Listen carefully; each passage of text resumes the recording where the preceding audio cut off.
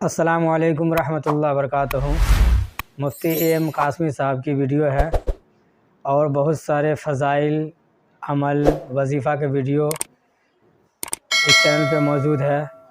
तो देखें, मुफ्ती साहब बहुत अच्छी बात बता रहे हैं कि घर से कोई भी जानवर हो, जैसे चींटी हो लाल या काले कलर का, तो उसको कैसे भगाएं, और बहुत सारे वज़ाइफ़ हैं। तो चलिए वीडियो शुरू करते हैं। वीडियो का अस्सलामु अलैकुम वरहमतुल्लाहि वबरकातुहू। कभी कभी क्या होता है कि हमारे घर में चींटियाँ बहुत निकलने लगती हैं। अब चींटियों के निकलने से क्या गलत होता है और क्या अच्छा होता है?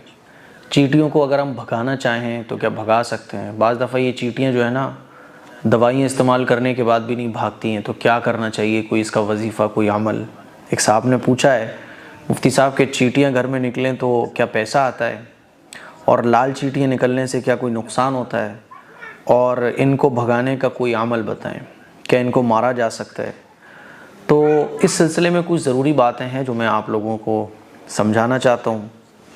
देखिए, चींटियाँ जो निकलती हैं ना, तो चाहे काली चींटी निकलें चाहे लाल निकलें, काली चींटियाँ निकलने से समझा जाता है पैसा आएगा। ऐसा कुछ भी नहीं है। चींटियाँ अल्लाह की एक मखलूक है, निकल सकती हैं कहीं भी। तो ना तो ऐसा है कि काली चींटियों के घर में निकलने से पैसा आता हो, ऐसा कुछ भी नहीं है। लाल चींटे निकल आए तो इससे कोई नुकसान होगा आपके घर में, ऐसा भी कुछ नहीं है।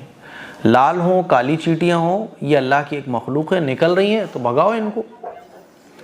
समझ रहे हो बात को? तो लाल काली से कोई पैसे का और कोई नुकसान का मतलब दूर दूर तक नहीं है।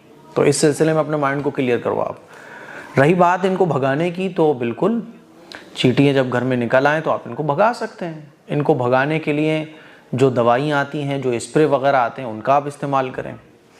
और एक अमल भी है, वो आप कर सकते हो। बाज़ दफ़ा क्या होता है कि दवाइयाँ इस्तेमाल करने के बाद भी जो है ना, वो चींटे और चींटियाँ ख़त्म नहीं होते हैं। तो एक अमल भी है, और वो अमल क्या है? कुरान मजीद में सूरह नम्ल और पारा नंबर 19, सूरह नम्ल की आयत नंबर 18 स्क्रीन पर आप लोग देख सकते हैं।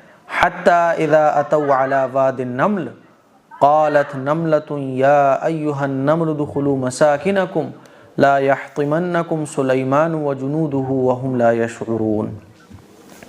इस आयत को आप एक कागज़ पर लिखें और उस कागज़ को लपेट कर तावीज़ बना के, या छोटी सी कोई आप गोली सी बना लें इसको, है ना, लपेट कर, या फलीता सा बना लें, और उसको उस सुराख में जहाँ से ये चींटियाँ निकल रही हों, उस सुराख में इस आयत को कागज़ पर लिखकर अंदर डाल दें सुराख के। इंशाअल्लाह सुम्मा इंशाअल्लाह चींटियाँ निकलना बंद हो जाएंगी। और आप ये भी कर सकते हैं कि इस आयत को 11 बार पढ़कर, हत्ता इज़ा अतौ अला वादिन नम्ल, ये जो आयत है, इस आयत को 11 बार पढ़कर पानी पर दम करें, और उस पानी को आप उस सुराख में डाल दें या उस जगह पर डाल दें जहाँ से चींटियाँ निकल रही हैं। तो इंशाअल्लाह चींटियाँ निकलना बंद हो जाएंगी। तो ये तो अमल है। चींटियों को भगाने के जो भी तरीक़े हैं वो आप इख्तियार कीजिए। फिर भी ना भागें तो इस अमल को भी आप कर सकते हैं। हयातुल हैवान में जो एक किताब है, उसके अंदर ये अमल लिखा हुआ है। इंशाअल्लाह सुम्मा इंशाअल्लाह चींटियाँ पर दोबारा नज़र नहीं आएंगी। तो मुझे उम्मीद है कि चींटियों को भगाने का ये तरीक़ा और ये जो 2-3 बातें थी जो चलती हमारे मुआशरे में, वो अच्छे तरीक़े से आपको समझ आ गई होंगी। इसके लिए आपको शेयर करें, दूसरों तक पहुँचाएँ। अस्सलामु अलैकुम वरहमतुल्लाहि वबरकातुहू।